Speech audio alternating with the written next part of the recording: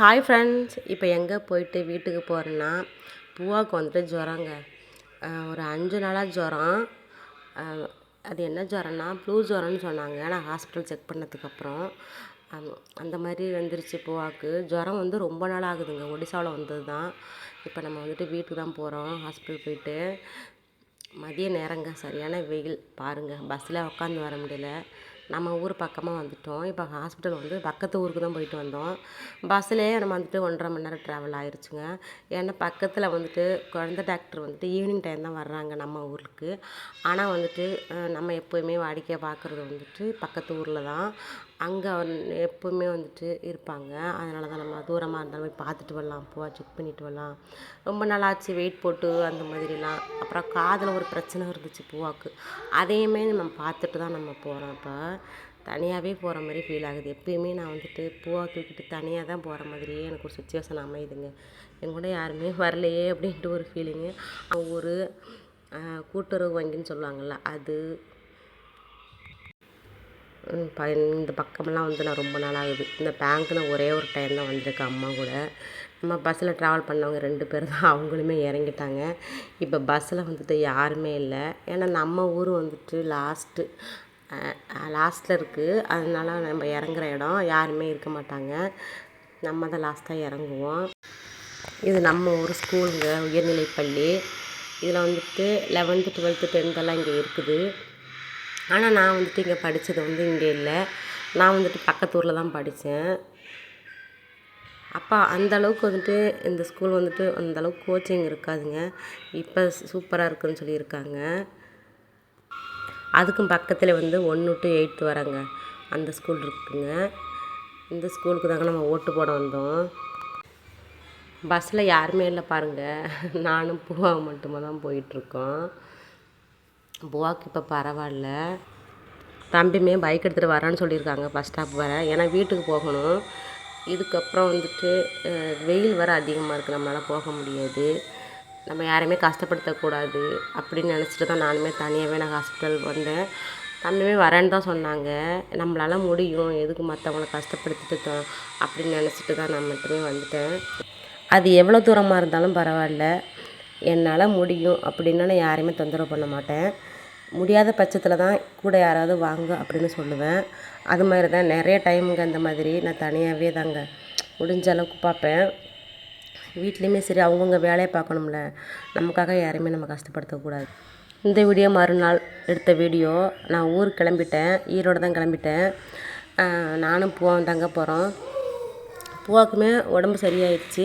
அதனால தான் கிளம்பிட்டேன். ஸ்வைனுமே வந்துட்டு ஊருக்கு வரலையான்ட்டு 2 பேருக்குமே தொடர்ந்து வீட்டுக்கு எப்போ வரேன்ட்டு ஒரே சண்டை தாங்க. பூவாக்கு உடம்பு சரியில்லாத சூழ்நிலை கூட புரிஞ்சுக்க மாட்டேங்கிறாங்க. நீ இங்கே கூட்டிகிட்டு வா பார்த்துக்கலாங்கிறாங்க. உடம்பு முடியாத பிள்ளைனை எப்படிங்க நான் பஸ்ஸில் கூட்டிகிட்டு வருது? நானுமே நாகப்பட்டினம் வந்துட்டேன். பஸ் இருக்குது பாருங்கள். எல்லாமே இப்போ எல்லோ கலர் பஸ்ஸாக இருக்கிறதுனால எந்த பஸ்ஸுன்னே நமக்கு வந்துட்டு போய் பார்த்துட்டு தாங்க வரணும். ஏன்னா பஸ் எங்கே நிற்கிதுன்னே தெரியாது.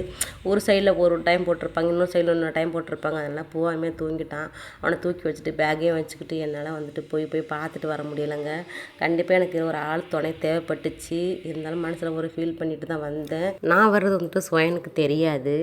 தெரிஞ்சாலுமே அவங்க வந்துட்டு வரப்போகிறது கிடையாது. எப்படி இருந்தாலும் நம்ம தான் போகணும். அதனால தான் நான் ஸ்வைன்கிட்ட சொல்லவே இல்லை. சரி, பகலில் போகலான்னு தான் நினச்சேன். நம்ம தனியாக தானே போகிறேன், எப்படி இருந்தாலும் பகலில் போய்க்கலான்னு நினச்சேன். ஆனால் பகலில் வந்துட்டு போக முடியலங்க. ரொம்ப சூடுங்க. நான் போட்டேன் பகலில் வந்துட்டு ரொம்ப கஷ்டப்பட்டுட்டேன். அதனால தான் இப்போ வெயில் காலத்துக்கு நைட்டு ட்ராவல் தாங்க பெஸ்ட்டு. அதனால தான் நான் நைட்டு ட்ராவல்லே கிளம்பி வரேன். மனசில் நிறைய ஒரு கவலைகளோடு தான் வந்துட்டுருக்குறேன். ஸ்வைன்கிட்ட நான் வந்துட்டு சொல்லவே இல்லை நான் ஊருக்கு வர்றது. ஏன்னா அவங்க எனக்கும் வந்துட்டு ஒரு சின்ன சண்டை வந்துட்டுருக்கு ஊருக்கு வரலான்ட்டு. சரி, நம்ம வந்துட்டு திடீர்னு நம்ம போய் நிற்கலாம் அப்படின்ட்டு வரேன். பூவாமே தூங்கிட்டான். ஆனால் நான் தாங்க தூங்கலை. பூவா வச்சுட்டு தூங்க முடியலைங்க. பூவாவை தூங்கும்போது மடியில் வச்சுட்டு அந்தளவுக்கு ஒரு கம்ஃபர்டபுளாக இல்லைங்க. சரி, நம்ம பத்திரமா போய் சேர்ந்தா சரி அப்படின்ட்டு தான் மனசில் தோணுச்சு. நாங்கள் இங்கே சோலார் பஸ் ஸ்டாண்ட் வந்தோம். மணி இப்போ வந்துட்டு 5:30 மணிங்க. புரியலை, என்ன வேணும்? மணி 6 மணிக்கு மேலே ஆயிடுச்சுங்க. ஜோலார் பஸ் ஸ்டாண்டில் இறங்கியுமே அதுக்கப்புறம் நம்ம வீட்டுக்கு போகிறது 3 பஸ்ஸு மாறி போகணுங்க. பூவாவுக்கு தூக்கம் போயிடுச்சு. ஏன்னா அவன் நல்லாவே தூங்கி எழுந்திரிச்சு தான் வந்தான். எனக்கு தான் ரொம்ப டயர்டாகுது, தூக்கமே இல்லை நைட்டு. அது கால் வேறு ரொம்ப கீழே தொங்கு போட்டுட்டு வந்தது, வீங்கிருச்சுங்க காலெல்லாம் எனக்கு. பஸ்ஸை விட்டு இறங்கி இப்போ ஆட்டோவில் தான் போய்கிட்ருக்கேன் வீட்டுக்கு. நம்ம ரூமுமே வந்துருச்சு. ஸ்வயனுக்கு வந்துட்டு பகல் 3 மணிக்கு போவாங்க வேலைக்கு. தூங்கிட்டு தான் இருப்பாங்க. நான் வந்து பூவா சத்தம் போடாமல் வா பூவா, அப்பா என்ன பண்ணுறாங்கன்னு பார்க்கலாம் அப்படின்ட்டு நாங்கள் பேரும் சைலண்டாக போகிறோம். என்ன பண்ணிகிட்ருக்கேன் தெரியல ஸ்வயன்.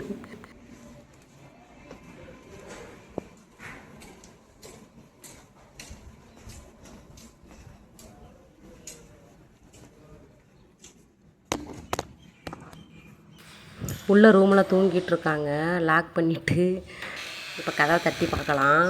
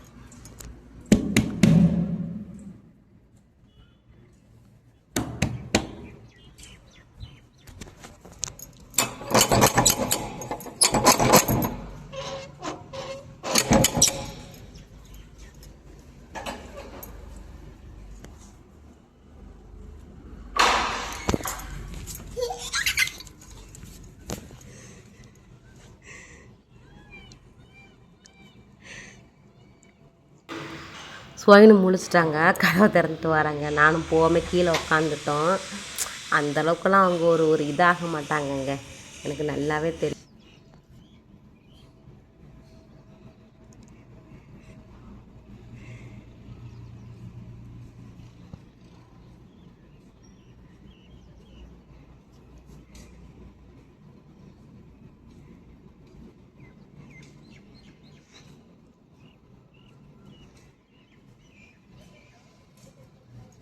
அவங்க திரும்ப போயிட்டு கதவை திறந்து வச்சுட்டு ரெஸ்ட் ரூம் போயிட்டாங்கன்னு நினைக்கிறேன். போய் பார்த்தாங்க இல்லை. திரும்ப தட்டி பார்க்கலாம்.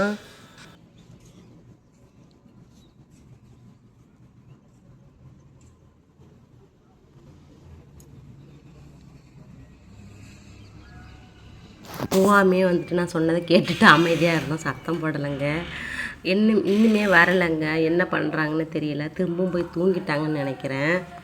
அவங்க என்ன நினைக்கிறாங்கன்னா, அவங்க சித்தப்பா பையனும் இருக்காங்க பக்கத்தில் தான், அவங்க தான் கதவை தட்டிட்டு ஓடி போய் ஒளிஞ்சிட்றாங்க அப்படின்னு நினைப்பாங்கன்னு நினைக்கிறேன். ஏன்னா ஆல்ரெடி சொல்லியிருக்காங்க, அப்படியே தான் இருக்கும். கண்டிப்பாக நான் வர்றது வந்து ஸ்வயனுக்கு தெரியாது, நான் சொல்லவும் இல்லை.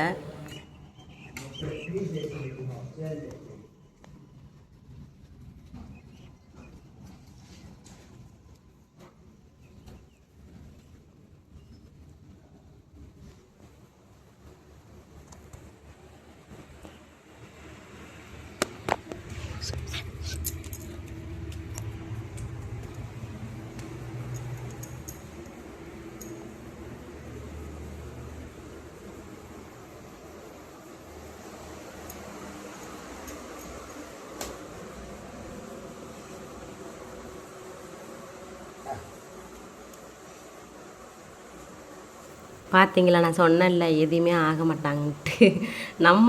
நம்ம எது நினைக்கிறோமோ அதுக்கு ஆப்போசிட்டாக தாங்க இங்கே நடக்கும், எனக்கு நல்லாவே தெரியும். நம்ம போயிட்டு எதிர்பாராமல் போய் நின்னாக்கா அவங்க சந்தோஷப்படுவாங்கன்னு பார்த்தா கண்டுக்கவே இல்லைங்க. பாருங்களேன், கண்டுகளே இல்லை. மனதில் சந்தோஷம் இருக்குமான்னு எனக்கு தெரியல. அவங்க என் முகத்தை கூட பார்க்கல, பூவா மட்டும் தான் கொஞ்சிக்கிட்டு இருந்தாங்க. ஹாய் ஃப்ரெண்ட்ஸ், எல்லோரும் எப்படி இருக்கீங்க? நலமா இருப்பீங்க. நம்ம இந்த வீடியோ பார்த்துட்டு இருக்க எல்லாருக்கும் ஒரு மிகப்பெரிய நன்றி. சரி, ஓகே. நான் அம்மா வீட்டிலேருந்து ஈரோடு வந்துட்டேன். நான் வந்து 2 நாள் ஆகுது. என்னால் வீடியோ தான் போட முடியல. ஏன்னா இங்கே வந்தால் வீட்டு வேலை எப்படி இருக்குன்னு நான் ஆல்ரெடி வீடியோலாம் போட்டிருக்கேன். வந்த உடனே இந்த வீடு தான் சுத்தம் பண்ணிகிட்டு இருந்தேன். அதனால எனக்கு வேலை செம்ம வேலையாக இருந்துச்சு. இப்போ 2 நாள் எனக்கு ஃப்ரீயாகவே இல்லை. இன்றைக்கி தான் கொஞ்சம் ஃப்ரீயாக இருக்கிறேன். நானும் பூவா மட்டும்தாங்க நம்ம தனியாக வந்தோம். இங்கே இன்னும் வரலான்னு சொல்லிட்டேன். பூவாவுக்கு வந்துட்டு உடம்பு முடியாமல் போயிடுச்சுங்க. ஜுரம் ஆயிடுச்சாங்க. ரொம்ப முடியாமல் போயிடுச்சு. பூவாவுக்குமே ஜுரம். நல்லா தாங்க இருந்தான். அந்த கிளைமேட்டு சேஞ்ச் ஆகுது. ரொம்ப ஹீட்டாக வேறு இருந்துச்சா. அதுவும் இல்லாமல் நான் என்ன பண்ணிட்டேன்னா மாங்காய் வேறு சாப்பிட்டுட்டாங்க. மாங்காய் கொடுத்துட்டேன். மாங்காய்னா ரொம்ப புளிப்பு மாங்காய் நல்லா மாங்காய் நல்லா இனிப்பாக தான் இருந்துச்சு. இருந்தாலுமே நல்லா இருக்கும்னு நினச்சிட்டு பூவாமே நல்லா ரொம்பலாம் சாப்பிடல. 2 பீஸ் தாங்க சாப்பிட்டான். பூவாமே சாப்பிட்டான். அதனால தான் ஜுரம் வந்திருக்குமோன்னு எனக்கு ஒரு டவுட்டு. ஏன்னா வந்துட்டு சளி பிடிக்கல, எதுவும் பண்ணலை, வறட்சியாக தான் இருக்குது. அதனால் ஜுரம் வந்துருச்சு.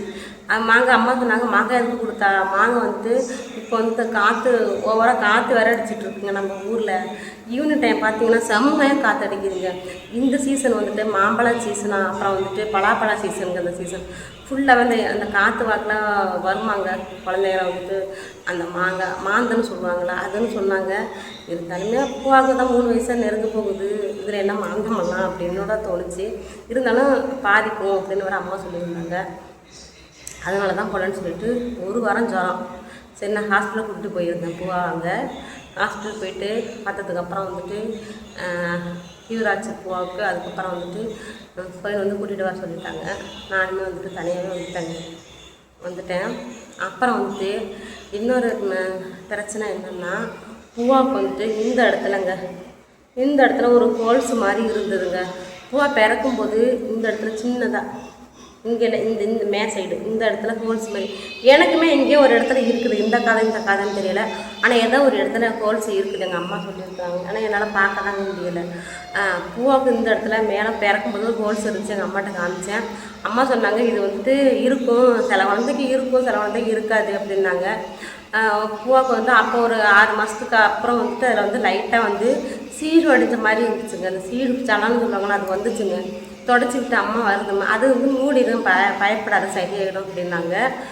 சுயன்கிட்டமே சொன்னதுக்கு அவங்க பெரியப்பாவுக்கு இருக்கும், அவங்க அப்பாவுக்கு இருக்கும் அப்படின்னாங்க. ஓரளவுக்கு வந்து பரம்பரைனால வர்றதோ அப்படின்னு கூட நான் நினச்சேன். அது என்னாச்சுன்னா இப்போது பூவாவுக்கு வந்துட்டு அதுக்கு கொஞ்சம் நாள் கழிச்சு ஒன்றுமே பண்ணலைங்க. நல்லா தாங்க இருந்துச்சு. அடிக்கடி செக் பண்ணிக்கிட்டே இருந்தேன். அதில் ஏதாவது தண்ணி வருதா, தண்ணி வருதா, இல்லை சீல் வருதா அப்படின்னு செக் பண்ணிகிட்டு இருந்தேன். நல்லா தான் இருந்துச்சு. இப்போ ஒரு ரீசெண்டாக 2 மாதம் இருக்குங்க. 2 மாதத்துக்கு அப்புறம் என்னாச்சுன்னா பூவாவுக்கு அதில் ரொம்ப அதிகமாக சீல் வர ஆரம்பிச்சிச்சுங்க. நல்லா பிடிச்சி அழுத்தி பிடிச்சவொன்னா சீல் நிறையா வருதுங்க. ரொம்ப இன்ஃபெக்ஷன் ஆகிருக்குன்னு நினைக்கிறேன். உள்ளார ஹோல்ஸ் வந்துட்டு மூடலைங்க. அது சரின்னு சொல்லிட்டு இப்படி வருதேன்னுட்டு எனக்கு ஒரு டவுட். அதனால் அம்மா ஊரில் நம்ம வந்து குழந்தை டாக்டர் பூவை வந்து சின்ன வயசுலேருந்து பூவாவுக்கு வந்து உடம்பு முடியலை, ஏதாவது ஒரு பிரச்சனை நாங்கள் காமிப்போம்.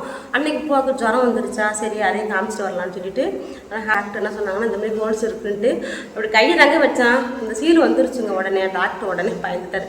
என்னம்மா இந்தளவுக்கு சீல் வருது, இதை வச்சுக்கக்கூடாது, இதுக்கு வந்துட்டு தனியாக ஒரு டாக்டர் இருக்காங்க, அவங்கள்ட்ட தான் நீங்கள் காமிக்கணும் அப்படின்லாம் சொன்னாங்க. நான் கூட கேட்டேன் இது ஏதாவது பிரச்சனை வருமா, இந்த மாதிரி வருது, எதனால் வந்துச்சு இந்த ஹோல்ஸ் அப்படிலாம் கேட்டேன். இது வந்து ஒரு பரிணாம வளர்ச்சின்னு சொன்னாங்க. பிறந்த குழந்தைங்களுக்கு எல்லாருக்கும் பொதுவாக இருக்கும். அதில் வந்துட்டு நம்ம இந்தியாவிலன்னு கிடையாதுங்க. ஆஸ்திரேலியா, அப்புறம் ஆப்பிரிக்கா நாட்டில் இந்த மாதிரி எல்லாருக்குமே இவ்வளோ பர்சன்டேஜுக்குள்ள மக்களுக்கு இருக்குது அப்படின்னு நல்லா கிளியராக சொன்னாங்க. இந்த ஹோல்ஸ் அதுக்கப்புறம் வந்துட்டு ஆட்டோமேட்டிக்காக அது மூடிடுமா. ஒரு குறிப்பிட்ட வயசு வந்ததுக்கப்புறம் பிறக்கும்போது ஒரு 6 மாதத்துலேயே 1 வயசில் அந்த ஹோல்ஸ் வந்து ஜவ்வு மூடிடும்னு சொன்னாங்க. ஆனால் ஒரு சில குழந்தைகளுக்கு மூடாதாங்க, அது ஓப்பன்லேயே இருக்குமா. ஓப்பனில் இருந்தால் அது பிரச்சனை அப்படின்னாங்க. மூடிடுச்சுன்னா அது பிரச்சனை இல்லை அப்படின்னாங்க. ஆனால் பூவாவுக்கு வந்து மூடலைன்னு நினைக்கிறாங்க.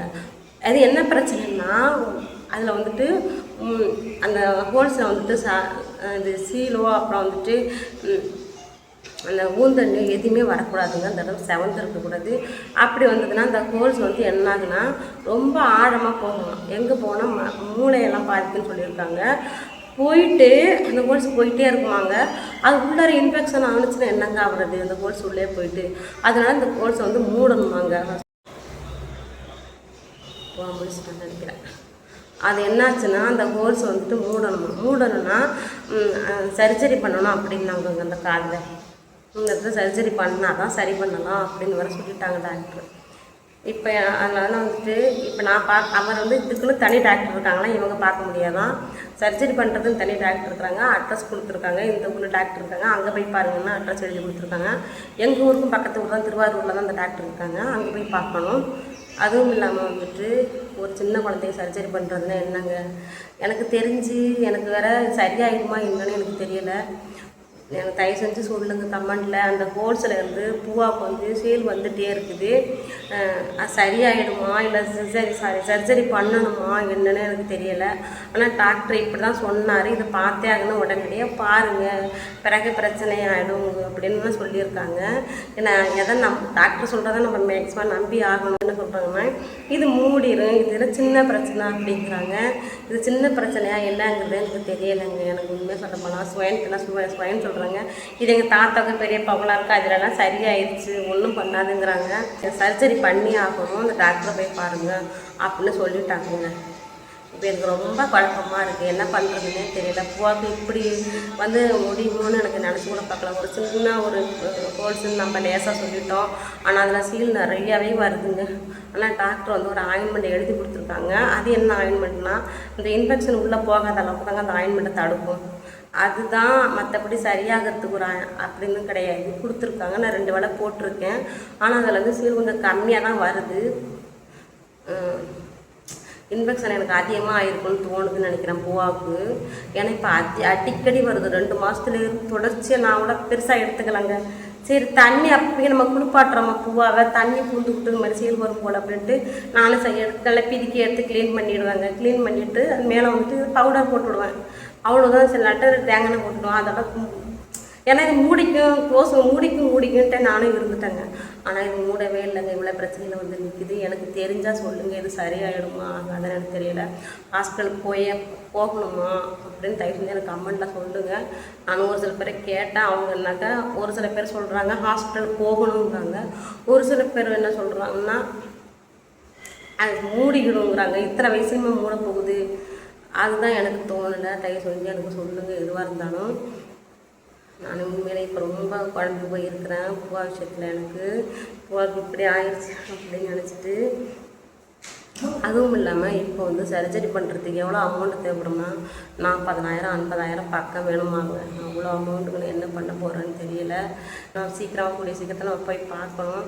சப்போஸ் யாராவது சரியாயிடும் அப்படின்னா கூட எனக்கு போதும். அப்போவுமே நான் ரொம்ப சர்ச் பண்ணி கூகுளில் சர்ச் பண்ணி பார்க்குறது, அப்புறம் சாட்சிபிட்டியில் பார்க்குறது, ஏதாவது கிடைக்குமா, ஒரு தீர்வு கிடைக்குமான்னுட்டு ஒவ்வொருத்தரும் ஒவ்வொரு பதில் சொல்கிறாங்க. சரியாயிடுங்கிறாங்க. ஒரு தீர்வு சொல்லுங்கள், உங்களுக்கு தெரிஞ்ச கமெண்ட்டில் சொல்லுங்கள். உங்கள் குழந்தைங்களுக்கு யாருக்காவது இந்த மாதிரி வந்துருச்சு சரியானுச்சுன்னா சொன்னீங்கன்னா எனக்கு கொஞ்சம் ஒரு ஆறுதலாக இருக்கும்.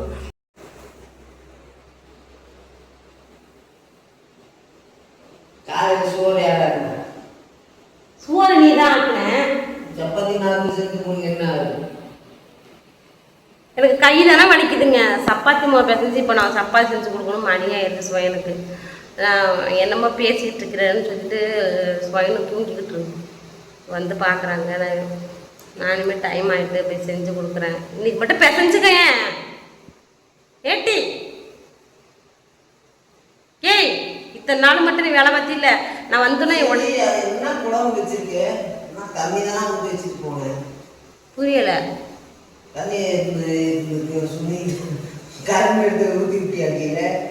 எவ்வளோ தண்ணி வச்சுட்டு போனா? எவ்வளோ தண்ணி இருந்துச்சு? எவ்வளோ தண்ணி ஊற்றி வச்சிருக்கேன் பாரு, போய் பாரு.